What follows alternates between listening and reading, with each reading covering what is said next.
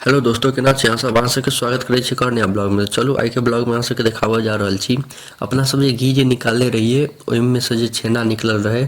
जे सब वो वीडियो नहीं देखने हैं घी वाला और ओहि में से छेना निकालने रहिए जे दूध बच गेल रहे, तो जे सब नहीं देखने हैं जाकर जरूर देखब। तो वह देखियो ई छेना छै, ओकरे सब्जी बना रहल छी अपन देसी तरीका से, देसी स्टाइल में।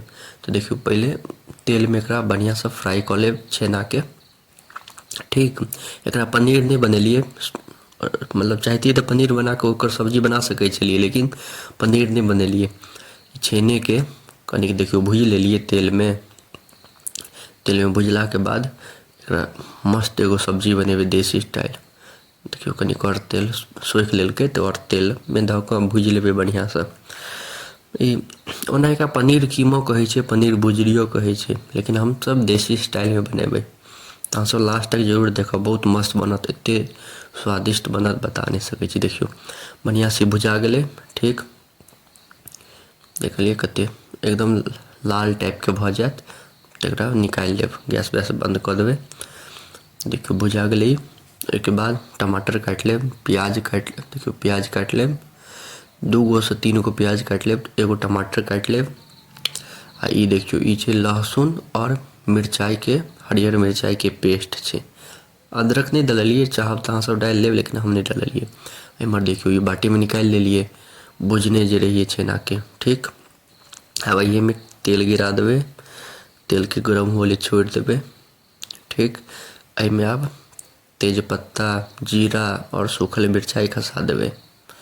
तेल गरम भऽ जायत तऽ ओहिके बाद ई खसा देबै। ई पाकऽ लागत, मतलब जेना बुझियो जे जरऽ लागत हल्का हल्का। देखियो एहन भऽ जायत तऽ एहिमे प्याज खसा देबै। ठीक, सब फिर प्याज के बढ़िया से धो लेब। प्याज में बहुत गंदा सब रहे छै, आइ काल्हि हम देखलिए बहुत गंदा रहत आलुए जकाँ।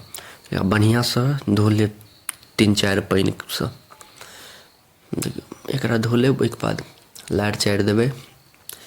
जेना जेना चीज सब दैत जेबै ने ओना ओना लारैत जायब, ई नहीं जे छोड़ि देबै। देखियो फिर टमाटर दऽ देलिए, फिर एकरा लारि चारि देबै।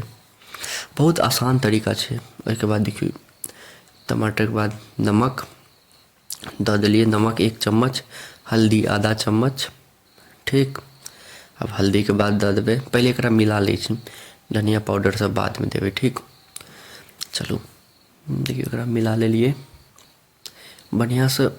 मेन सब्जी के जे एहन सब्जी सब रहत ना, एहिमे मेन रहत भूजऽ के। बढ़िया से भूज लेबै ना तो स्वादिष्ट एक नंबर सब्जी बनत, मजा आबि जायत खा कऽ। तो अब बहुत आसान तरीका छै। आब चलू, अब धनिया पाउडर ई पहले पेस्ट डालि दै छी।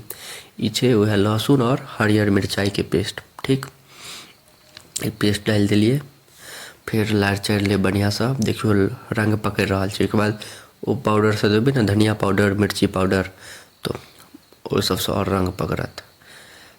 देखियो कते मस्त। अब जे प्याज सब रहत ओकरा थोड़ि लेब, जे बड़का बड़का प्याज नहीं रहे, सब प्याज सब गलि जाए तो ग्रेवी बढ़िया लागत खाय में। देखै छियै कते बुझै छियै। आब एहिमे धनिया पाउडर 1 चम्मच दऽ देबै। ठीक, आ 1 चम्मच लाल मिर्च पाउडर दऽ देबै। ठीक छै, किएकि एहिसँ ज़्यादा नहीं देबै 1 चम्मच से, किएकि हरियरो मिरचाई देने छलिए पीस कऽ, तो ओहो करू हेतै, तो दुनू करू भऽ जेतै, तेँ कमे डालब लाल मिर्च। देखियो सबके मिला लेब बढ़िया से। एकदम हम देसी तरीका से बता रहल छी। एकदम बढ़िया से भूज लेब, बहुत भयंकर भूजबै, तहन खाय में जे स्वाद लागत।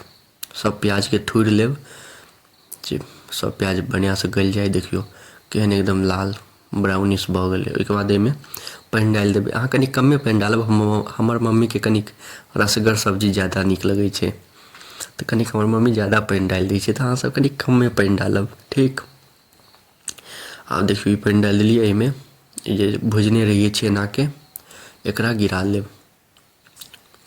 देख लिअ बहुत आसान तरीका छै, कते आसान तरीका छै। आब एकरा आँच पर गैस पर चढ़ल रह देबै 5 से 10 मिनट, बहुत भेलै।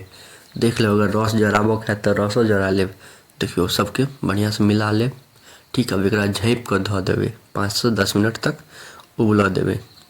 देखियो 5 से 10 मिनट तक उबलि गेलै। अहाँके अगर रस जराबऽ के हैत तऽ रस जरा लेब। देखियो कते सुंदर बनि गेलै।